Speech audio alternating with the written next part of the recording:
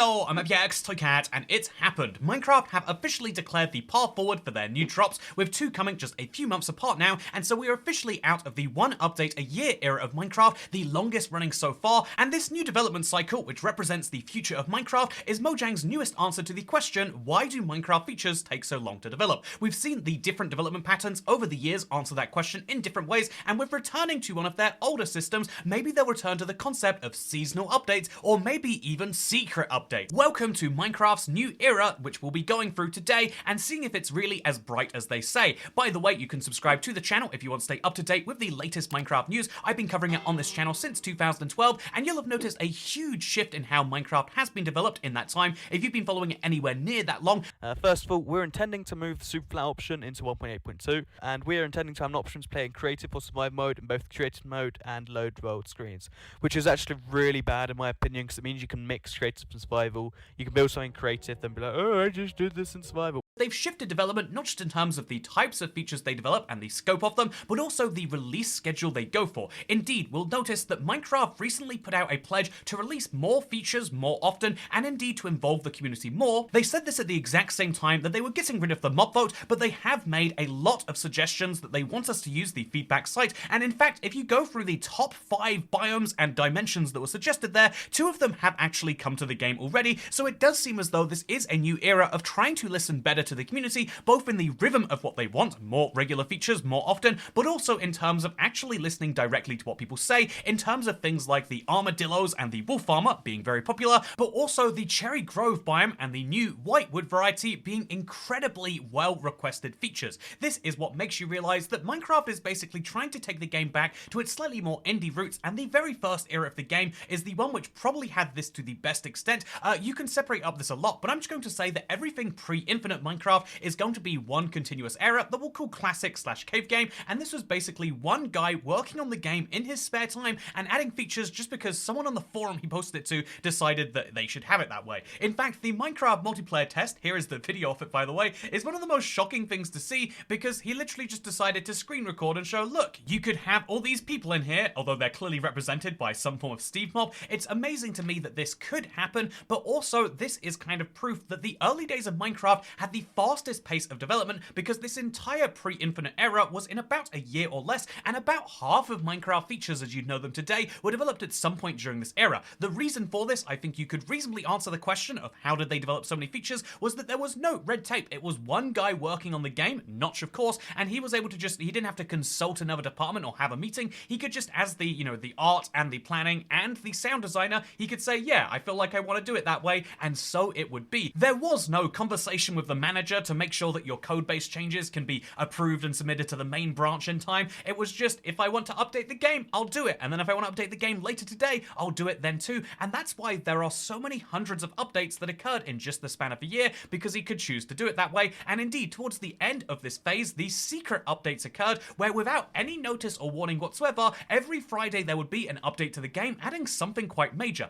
The first of these added minecarts and rails. Can you imagine a Minecraft without minecarts? But the second of these added dungeons, spawners, and saddles, very crucial features to this day, and so I'll give you the entire summary of every single Secret Friday update, but just keep in mind that as these went on, they started to move into the alpha/beta era, where I would say the attitude shifted because Notch started to hire more people. In fact, the last Secret Friday update was actually discontinued because Notch was, quote, focusing on the Halloween update and lawyers. But he wasn't just hiring lawyers to make sure that everything was above board and that he'd trademarked everything correctly, he was also hiring people to work on logos. Here's an alternate version, alternate future Minecraft logo we almost got, but also he started to hire people you might know and love to this day, like Jeb. And so even though Alpha and Beta had fewer features, the features started to go up in quality. In other words, Minecraft's new answer to the question of how do we add more features to the game is we should add fewer features, but those should be of higher quality, and so things like the achievements were added in this time, the creative mode, the natural structures,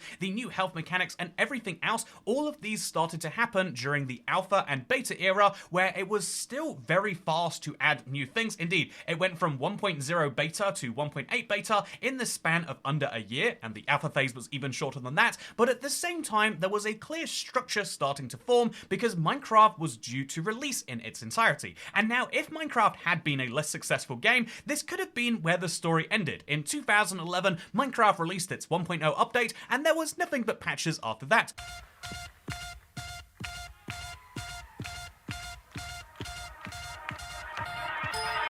Thankfully, we don't live in that alternate future, and they instead decided to continue updating the game for free, something which they had no obligation to do, thanks to the lawyer speak that they had to make sure they included. There was no obligation to update Minecraft, as there is no obligation to update any other game. Minecraft was truly the first game to try out the idea of, hey, we've released this thing in its entirety, but what if we kept updating it anyway? The new full release had a higher price point with it, and there was still a large number of sales rolling in, so why not just release updates to the game? And so this is precisely what they did. These new updates were developed by a larger Mojang, which had decided to hire using some of the proceeds from the game, and this meant that they could make bigger expansions to entire aspects. The enchantment system was one of the first, and the same is true for the new structures, the jungle and desert temples, but this continued into many aspects of the game, culminating in a second boss with the Wither, culminating in an entire redstone update, a horse update, a world generation update, and then one of the most interesting updates, 1.8. After this point, something very weird happened, and they decided to wait over a year before releasing 1.9, and it goes about saying that at this point, they had entered a new era of Minecraft development, and this one was the slowest yet, it seemed. Looking back, a lot of Minecraft staff described the pre-Microsoft days as being a big rush and everything being about get it done right now, and this is something that is sort of matched with the updates coming out every 2 to 4 months, as opposed to every year or so in the later times, but this resulted in a huge pendulum shifting and them going the exact opposite way, with an over a year development cycle for Minecraft 1.9. It is one of the most bizarre development cycles, with the longest phase between snapshots and with the longest time between really hearing anything from Mojang, but when they came out of this, they came out with one of the updates, which, okay, let's be honest, this entire era of updates is known for being weird, to say the least. 1.9 is hugely controversial, 1.10 is hugely forgettable, and 1.11 is hugely underappreciated. Can you imagine a world where we didn't have the shulker boxes and woodland mansions? The answer is to some people, apparently, but yeah, this era came to an end fairly quickly, because after this post-Microsoft era kind of started, it needed to end fairly quickly as Minecraft started to stabilize, and the way that they stabilized was saying, instead of having entire expansions to new parts of the game, let's go back and let's readjust existing parts. And so, welcome to the old era of Minecraft, what we assumed was going to be the one that lasted forever. Take a look at the years that each of these updates started to come out in. As you can see, Alpha was less than a year, Beta was less than a year, 1.0 to 1.8 was a few years, and the same is true for 1.9 to 1.11, but it was 1.12 to 1.21 that really made up the bulk of Minecraft development history. And it started on a really strong foot. Depending on how you measure this, it can be 1.12 or 1.13, but they decided to take an existing part of the game and make it so much better. It was decided that by spending an entire year really overhauling a given part of the game, they could really make it a much bigger one, and so by hiring new artists and new former modders like Nembon and KingBeeDogs, they could have this effect of creating some of the best parts of the game. The texture overhaul was a little controversial at the time, but looking back, it is something you can't imagine living without. Look how bad the old glass texture is. How did we live with that? The same is true for the old oceans. It used to just be, here is a big body of water between your land masses. Now it's so much better. Also true for villager trading, and although you might argue they erred a bit on the side of going overpowered on that one, the same is true for the Nether and then the caves and cliffs. The updates which came out of this era are going to be some of the most fondly looked back upon individually, but the answer as to why it had to end is partially due to the fact that Minecraft's new business model was so successful that it started to be emulated by many other studios. And it's worth mentioning that when other games started to do the idea of, here is a game, we release it for free or we release it for a small price, and then we release updates for free to continue to get you inside here, as many other studios did it, they decided rather than one update a year, why not one update every quarter, or one update every month, or an update every week? week as many games did, this is something which of course means that Minecraft slightly gets out of the hype cycle. It would have this huge boost every single year, and then people would wait until the next one. Towards the end of the 1 a year update system, I think it goes without saying that people were almost bored of an update as soon as they heard it announced, because they were just ready for more content more quickly.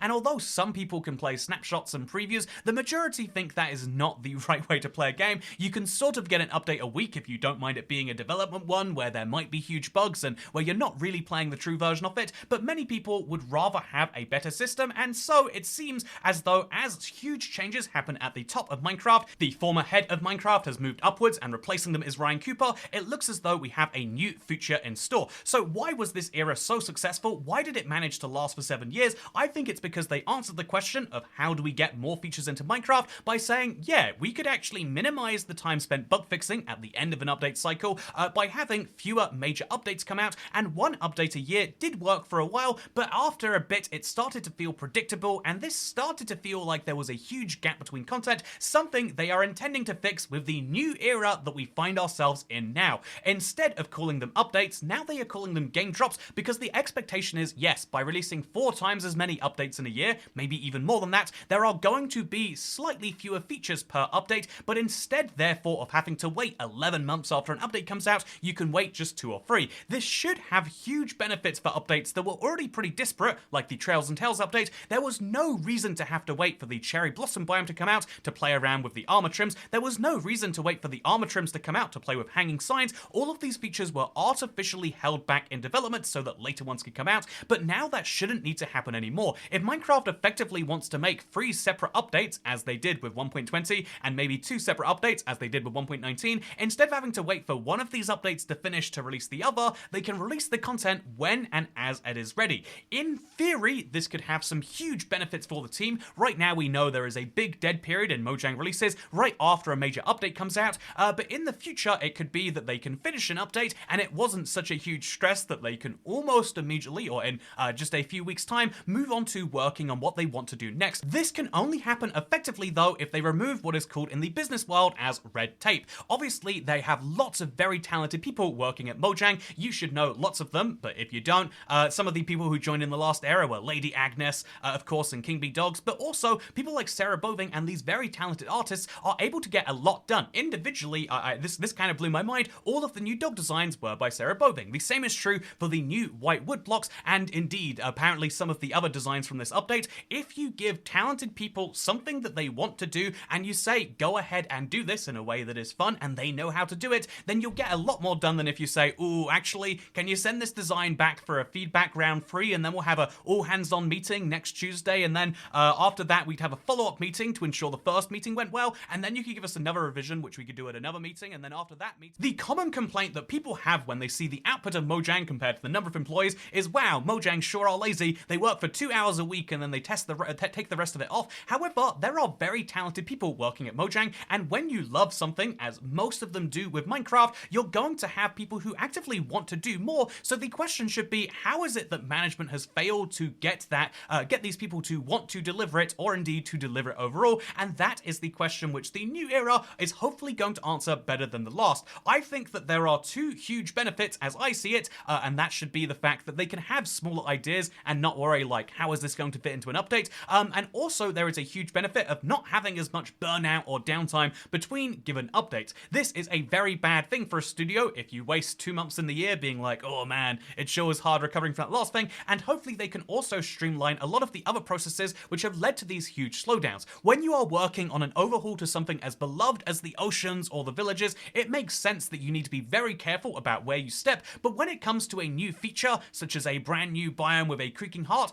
I think you can afford to take some risks and put that into the preview, and as long as people see that, yeah, this is a potentially experimental thing, I think they'll be okay with you saying, okay, this didn't quite work out, or this isn't quite perfect there, and I think that ultimately that could lead to much better outcomes, and also it could lead to, hypothetically, as we know, something like 50 to 60% of the planned features for an update never make it into the final one because they're not good enough in some way. You could use the ultimate democratic decision-making tool of not the mob vote, which, by the way, coincidentally ended at the exact same time as the last era of Minecraft.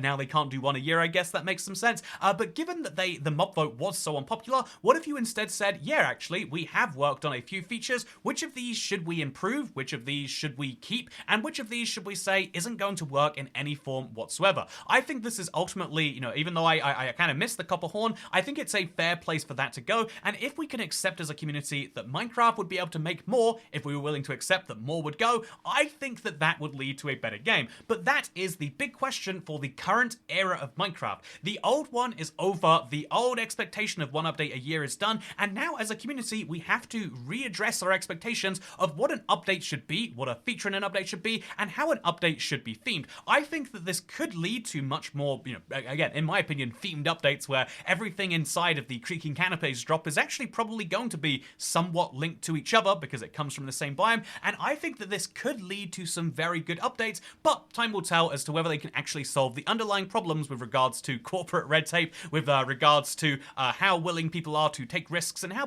willing people are to make these decisions, but that's something that time will tell. For now, I just want to say I'm excited and I want to know what you think, because on this channel I'll be covering that as it comes out. It is crazy, by the way. I went back and just for the sake of being able to reference that video, it is crazy watching that 1.8.2 video that I referenced from 2012, but I have been covering Minecraft news ever since then, and if you want to see the next 12 years of news, then you can do that right here on this channel. Just like how Minecraft is talking about the longevity of their game, one of the weird things that I have grown to consider is that, yeah, I always assumed that every year on this channel would be the last. It's been a blessing to do what I do here and share my passion with the world in the form of update news and stuff. And yeah, if you want to potentially join me for the future and maybe make next year happen, make sure to subscribe, perhaps with those notifications turned on, because next year will be our first full year in this new era, and so we're going to see lots of different content drops. Some will be better than others, and I'm excited to see all of them, and you'll see them too if you subscribe to this channel. Thank you, and I'll see you next time. Oh, also, final reminder, the Toy Cat Big Salmon plushie is officially funded, which means you will be able to get your hands on one if you want to. There's just a few days left on that, and if you want it, you can get it, but if you don't, then this is your last reminder. I won't be mentioning it in any videos until they've all shipped, so get your hands on one or don't. It's up to you at this point. But enough for now. Thanks for watching. I hope you enjoyed the video, and goodbye.